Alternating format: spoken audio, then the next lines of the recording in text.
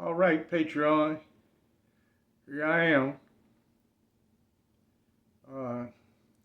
I gave a crackhead update on my YouTube channel, and I don't want to be repetitive because some of the same people who are over here on Patreon, they're gonna view the YouTube video also. So the crackhead update is included in the YouTube video. Okay, y'all know what it is. Get your motherfucking shanks out and let's ride. A lot of my subscribers on my YouTube channel, they all love to hear the old Texas prison system, which is a difference between night and day and the modern prison system that Texas has now. It's totally different. The inmates are different, the guards are different, and the rules are different. It's a whole different environment, whole different ball game. A lot of people, I notice when a guy's convicted of commit a heinous crime, a lot of people say they want that guy to suffer in prison. Well, back in the day, he was going to suffer because they going to work him like a Hebrew slave. That was almost guaranteed to happen. Unless you got lucky and was assigned to the Walls Unit in Huntsville, Texas. You went to any other prison, they all had farms. They were all farms. And they had crop production. And that's where you was going to be working at. Oh, they got the machinery to do the work, but the machinery didn't commit a crime. You gonna be the one cutting trees and picking cotton, pulling corn, digging potatoes, cleaning out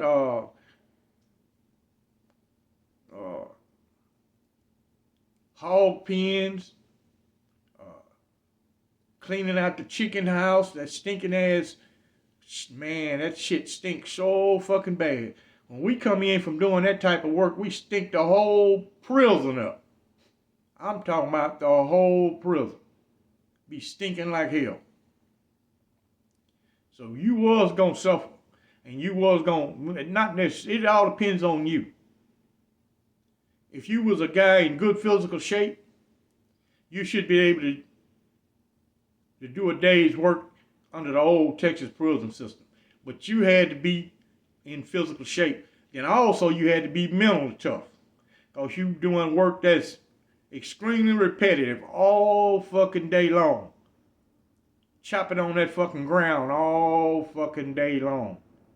And we was working from sun up to sundown. It depends on what prison you was at. Now at the Eastham unit up in Lovelady, it's not in Lovelady, that's where the mail goes. Well, they didn't work from sun up to sundown. The prison was so big, they had so many work squads, damn near past 5 o'clock was going to be no inmates at work. They're going to be the last inmates going in the shower. Now you get to the Ramsey unit down in Roshar, and they work from sun up to sundown. The sun coming up, we going to work, or we already headed out to work. And it depends on what time of year it is. When the sun go down, we just now coming in, especially during cotton season. And if you wasn't in physical shape, there's no fucking way you could do that hard ass fucking work. I've seen guys die of heat stroke. I've seen guys have heart attacks. And I saw that part about it. Majority of inmates smoked cigarettes. They be working with a cigarette in their mouth. Guys comparing those guys to the modern guys, those guys are way tougher than these new wave fuckers. I'm talking about way tougher. Right today, if they would go and start that same system over, hell, 1/4 of the inmates would die. Them fuckers is so soft, it's no fucking way they could do that fucking hard ass labor. They would die. I'm talking about treat them the same fucking way that we were treated. With guards like, oh Lord, Looking Down Slim, Captain Bad. I'd like to see him work under Captain Bad and see how that'll go.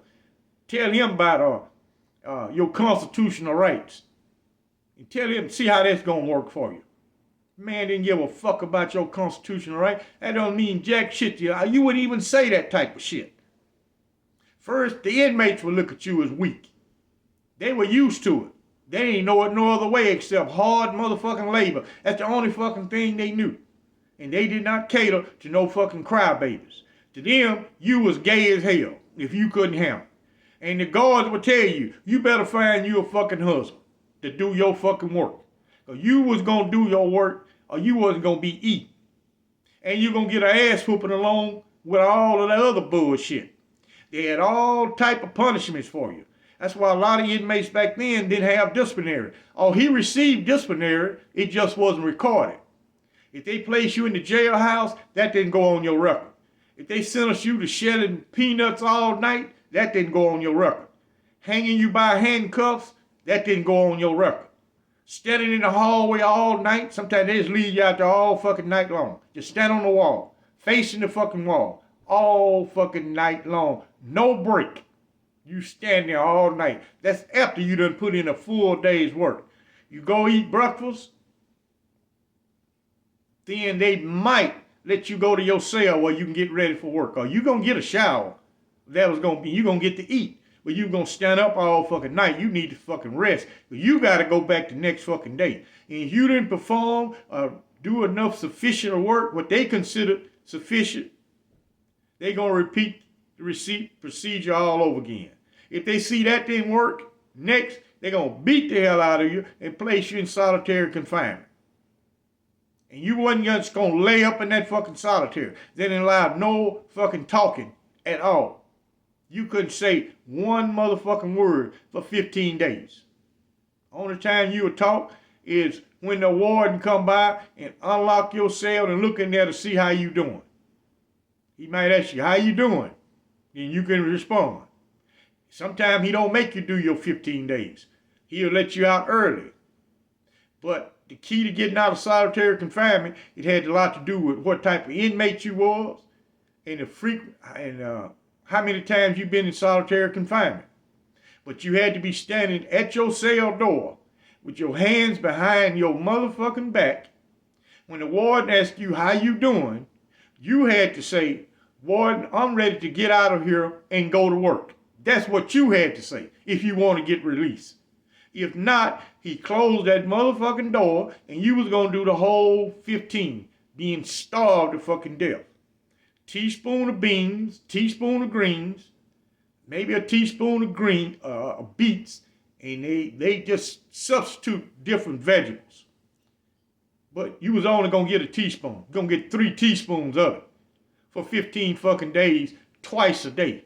And they gonna see what you made out of. You couldn't play like you was tough. They gonna find out real fast who the tough guys is.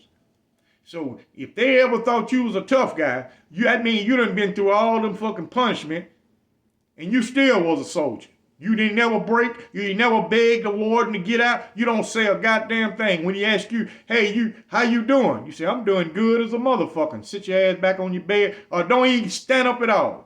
Just stay sitting down. He gonna look in there, see you sitting down, he gonna lock the fucking door and keep it moving.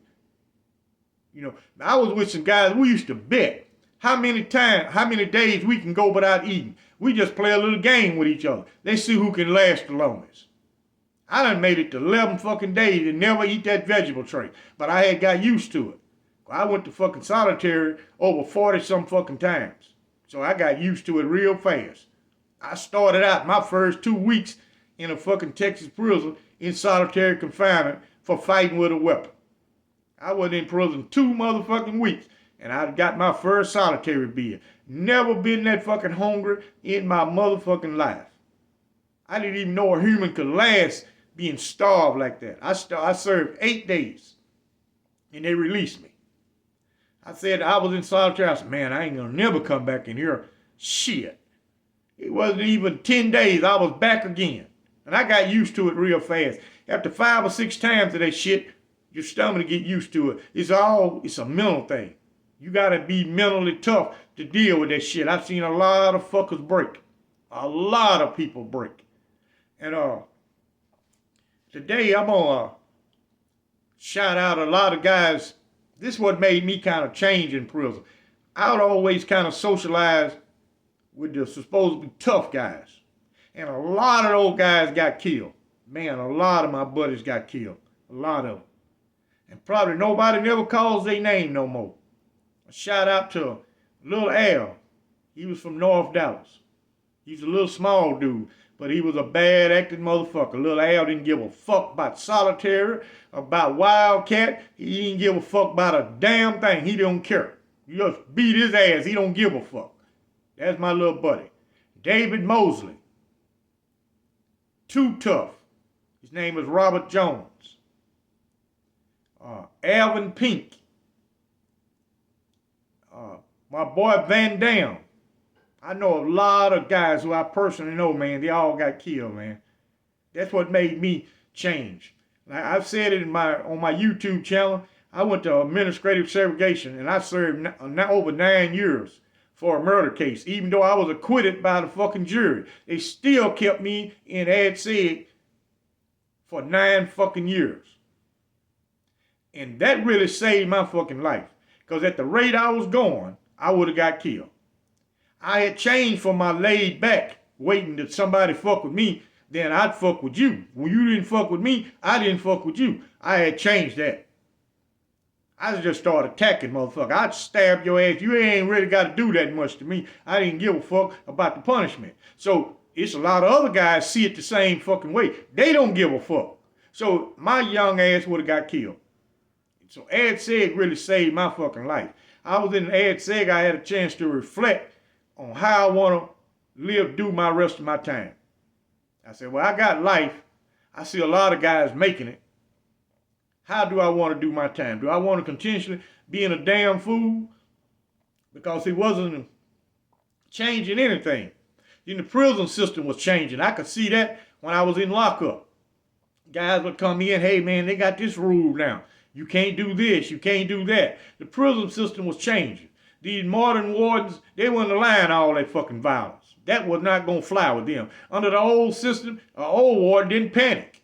He didn't give a fuck about nobody getting hurt. As long as you wasn't hurting none of the inmate guards or hurting none of the guards, they didn't give a fuck about you hurting a regular person. They didn't give a shit about that. Now these modern wardens, just the way I talk, a lot of wardens used to cringe. They'd be saying, what? You mean we supposed to trust this guy right here? Well, but I always was lucky.